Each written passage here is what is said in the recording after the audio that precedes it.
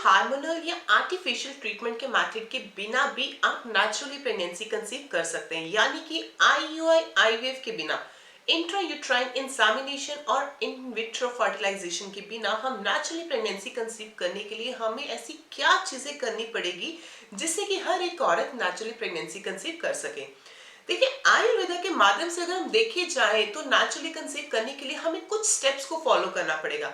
जैसे सबसे पहले हमें क्या फॉलो करना पड़ेगा, हमारे एग्स की क्वालिटी को, एग्स की क्वालिटी अच्छी है कि नहीं है। सेकंड, ओवुलेशंस, ओवुलेशंस हमारी टाइम पे हो पा रही कि नहीं। Endometrium thickness, endometrium receptivities, uterine atmosphere और अर्ली एम्ब्रियो नरिशमेंट। अगर हमने इन सभी स्टेप्स को अगर टाइमली फॉलो करके इसको क्योर किया तो हर एक औरत नेचुरली प्रेगनेंसी कंसीव कर सकती है, विदाउट आईवीएफ, विदाउट आईयूआई। बहुत सारी ऐसी लेडीज है जो मां नहीं बन पाती।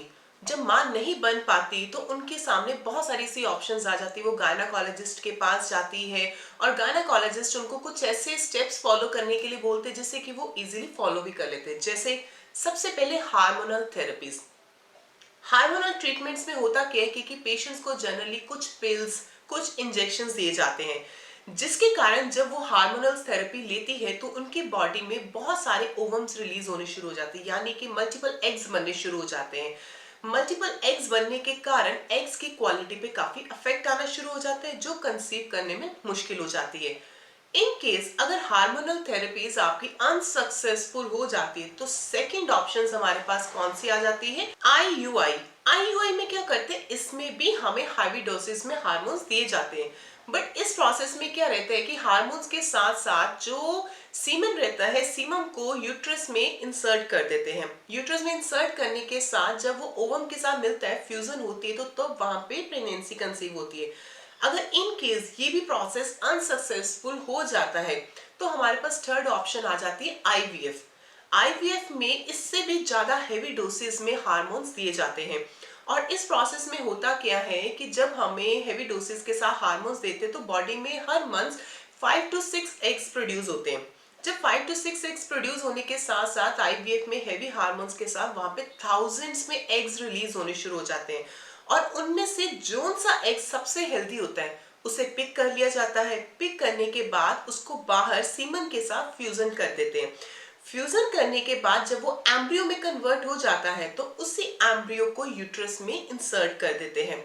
और इंसर्ट करने के बाद जब वो यूट्रस की लाइनिंग पे इम्प्लांट नहीं हो पाता तो वो वापस अनसक्सेसफुल हो जाता है। यानी कि ये तीनों स्टेप्स आपके अनसक्सेसफुल हो गए। मॉडर्न साइंस की अगर हम बात करें आयुर्वेदा के कंपैरेटिवली, आयुर्वेदा में सक्सेस रेट्स 80% है, बट एलोपैथिक में मॉडर्न साइंस के सक्सेस रेट्स 40% है।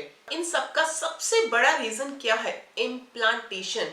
अब इम्प्लांटेशन फेलियर क्यों हुआ, सबसे पहले इम्प्लांटेशन पता होना चाहिए कि इम्प्लांटेशन होता क्या है। जैसे कि आप ये रिप्रोडक्टिव सिस्टम का डायग्राम देख रहे हैं साइड्स पे, इसमें होता क्या है कि हमारी दोनों साइड्स की जो ओवरीज है, ओवरीज में से एवरी मंथ वहां से एग्स रिलीज होता है और एग्स रिलीज होके यूट्रस तक आता है।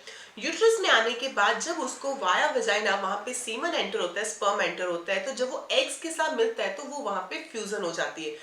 फ्यूजन होने के बाद जब वो एम्ब्रियो में डेवलप्ड होता है तो यूट्रस की लाइनिंग पे चिपक जाता है। बट वहां की एंडोमेट्रियम थिकनेस का पुअर होने की वजह से, रिसेप्टिविटी अच्छी ना होने के कारण, वहां का यूट्राइन का एटमॉस्फेयर अच्छा ना होने के कारण वो जो एम्ब्रियो बना होता है वो शेड आउट हो जाता है, जिसके कारण इम्प्लांटेशन फेलियर हो गई और प्रेगनेंसी कंसीव नहीं हो पाई। आयुर्वेदा में यहाँ पे हमारे पास कुछ ऐसे फॉलोइंग स्टेप्स रहते हैं जो कि पेशेंट्स को प्रेगनेंसी कंसीव करने से पहले इन सभी पैरामीटर्स को नॉर्मलाइज्ड किया जाता है। क्यों, बहुत सारी ऐसी औरतें हैं जब वो मां नहीं बन पाती तो उनके ऊपर सोसाइटी का प्रेशर रहता है, फैमिली का प्रेशर रहता है, तो जो भी उनको गायनिक एडवाइस करती है तो वो आंखें बंद करके उसको फॉलो कर लेती है। आईयूआई भी करवा लेती है, हार्मोनल थेरेपी भी करवा लेती है और आईवीएफ भी करवा लेती है, बट इन सभी चीजों का सक्सेसफुल रेट रहता है।